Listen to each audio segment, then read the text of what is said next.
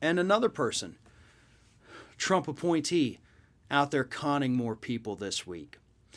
An inspector general appointed by Donald Trump came out this week saying that they did a thorough investigation, and it turns out that the PPE problems that America had in the early days of the pandemic, which seems like centuries ago at this point, those PPE issues, it wasn't the fault of the administration or the coronavirus task force that he had put together. No, sirree. It was FEMA. It was all totally FEMA. Homeland Security Inspector General Joseph Cuffari came out and said this: the magnitude of the global event exposed weaknesses in FEMA's resource request system and allocation processes. Specifically, Web EOC, the system FEMA used to process PPE and ventilator resource requests, contained unreliable data to inform allocation decisions and ensure requests were accurately adjudicated. In addition, although FEMA developed a process to allocate the limited supply of ventilators, it did not have a similar process for PPE. There it is, folks. Case closed, according to Mr. Cuffari. FEMA's to blame for how horrible things were in the early days of the pandemic. What I love about this is that this is complete history erasure. We remember how things worked at that time. You had Jared Kushner in charge of PPE, and that didn't work out so well. You had PPE that was being taken from some hospitals, put over in these other places where Trump and his little coronavirus task force would then decide how to allocate it. They were taking things from FEMA, not letting FEMA do what they were supposed to. We all know that. Those reports were everywhere. This is just mind-blowing, and sometimes you get a story like this that just shakes you to your core because you know how false it is, because, folks, we all lived through this.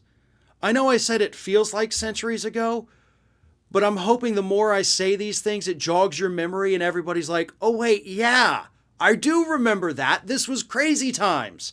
It was the wild, wild west of PPE with our own government acting as the bandits, taking it from these places and reallocating it based on where they felt it needed to go. For example, in the early days of the pandemic, New York was getting hit harder than anybody. Florida was actually doing pretty well. And this was, March, April 2020, folks. But still, they were sending all this PPE, all these ventilators down to the state of Florida, and we had more than we could ever need down here. Meanwhile, New York was having to put people in hospital beds in parking garages without ventilators because they just had nothing and they were getting nothing. And the difference is, obviously, New York had a Democratic governor. Florida had a Trump-loving Republican governor. It's really not that hard to put the pieces together. And yet here you have this report from Cuffari coming out and saying, nope, coronavirus task force, they did everything right. FEMA screwed up because their computer systems were stupid. Now, I'm not trying to absolve FEMA of any,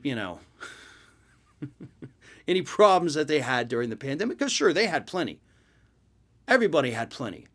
We weren't prepared for this. We had been cutting pandemic funding. We had been cutting preparedness. The Trump administration completely ignored a response plan that the Obama administration had put in place. We had some protocols, certainly not even enough, but we didn't even follow those. So it is what it is. COVID ran rampant, still is rampant, is mutating at an alarming rate at this point. We're now getting reports out this week that the Lambda variant, and I think whichever one is after that, the other variant they mentioned, they think those might actually be vaccine resistant. And if that is the case, we're back to square one, folks. We would be back to lockdowns. We would be back to stay-at-home orders, mask mandates, all of that from the beginning, because our vaccines would be useless against new variants.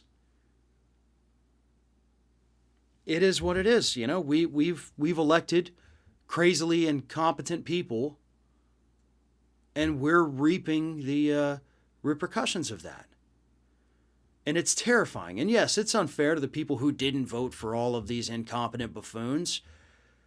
But nevertheless, Every election can have nationwide consequences. You know, you may not live in Florida. You may not have had the chance to vote against Ron DeSantis like I did. But his idiotic decisions, letting COVID run rampant here, are still going to affect you where you are, because the more we have it here, the more it mutates, the more it travels. Same thing with Abbott over in Texas.